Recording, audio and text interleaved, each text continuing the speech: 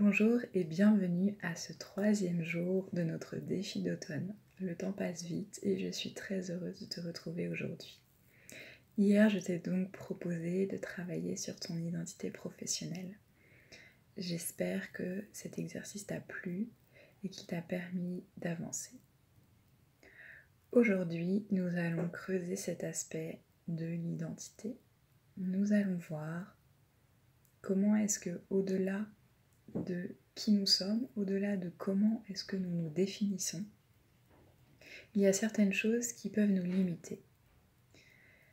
Par exemple, tu peux aspirer à travailler différemment. Tu peux avoir des aspirations professionnelles qui sont en décalage avec ce que tu peux vivre aujourd'hui dans ton travail.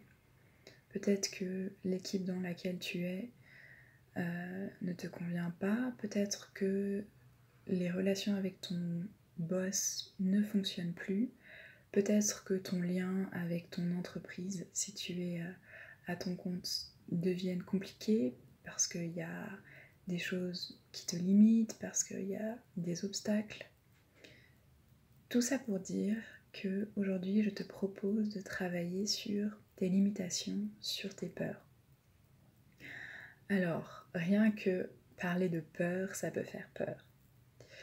Tu peux avoir tendance, lorsque tu te rends compte de quelque chose qui justement ne va pas dans ton sens ou qui te perturbe, à faire l'autruche comme on dit.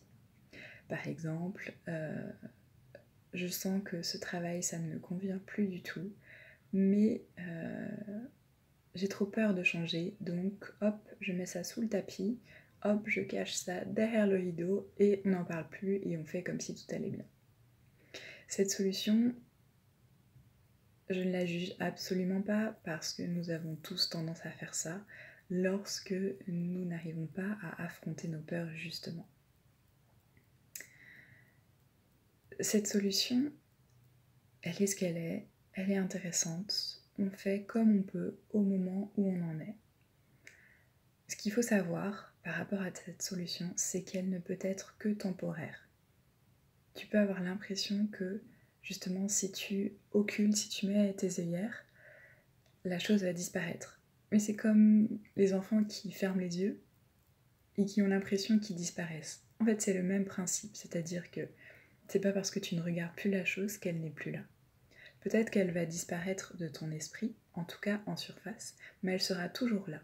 C'est-à-dire que inconsciemment, elle va rester dans le fond de ta tête. Donc c'est ce que j'appelle aussi, décidément c'est la vidéo des métaphores, le bouchon dans l'eau, c'est-à-dire que tu vas enfoncer, et hop, à un moment donné, quand tu vas lâcher la pression, ça va revenir à la surface. C'est donc une solution temporaire. Et c'est ok. C'est simplement qu'à terme, il va falloir travailler dessus, il va falloir en faire quelque chose, il va falloir accepter de la regarder. La meilleure façon de pouvoir traverser ta peur, c'est de la regarder. C'est-à-dire que cette chose qui te fait le plus peur au niveau professionnel, il va falloir que tu la prennes et que tu la regardes.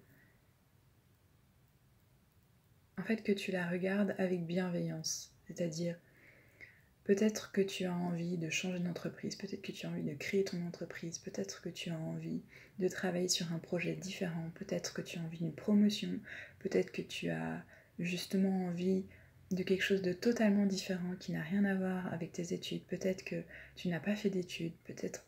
Les solutions sont aussi nombreuses que les personnes. Donc l'idée c'est toi en tant que toi-même, en tant que qui tu es, de quoi tu as envie, de quoi tu as besoin. Et en fait, c'est ça qui doit devenir du coup ton curseur. Une fois que tu peux identifier cette peur, tu peux en faire quelque chose. Et l'idée, c'est pas de sauter sans parachute. Parce que ça, c'est aussi... parfois, on peut prendre des décisions précipitées et on se rend compte que du coup, ça fait pas sens. Parce que je quitte mon job, mais en fait, j'ai pas d'argent de côté, donc ça n'a pas de sens. Mais pouvoir en tout cas identifier ça et poser des actions pour sortir de ça, pour sortir de cette situation qui finalement ne me convient plus. Voilà. Si tu as envie de travailler sur tes peurs en passant à nouveau par la création, tu peux encore une fois les écrire. J'ai peur de, parce que, par exemple. Donc voilà, et tu peux aussi les représenter à nouveau sur une feuille. En art-thérapie, il y a des couleurs qui sont en lien avec des émotions, et ça tu peux les retrouver avec le langage courant. Par exemple, vert de peur, donc si tu veux exprimer ta peur, tu peux colorier toute une feuille en vert par exemple. Notamment le pastel sec, c'est un matériau très intéressant pour faire ça. Voilà, pareil que hier et avant-hier, si tu as envie de partager ça avec moi, avec nous, tu peux laisser un commentaire, tu peux m'envoyer un message privé et je serai très heureuse de t'accompagner là-dessus. Surtout, prends soin de toi et je te dis à bientôt, à demain pour la suite.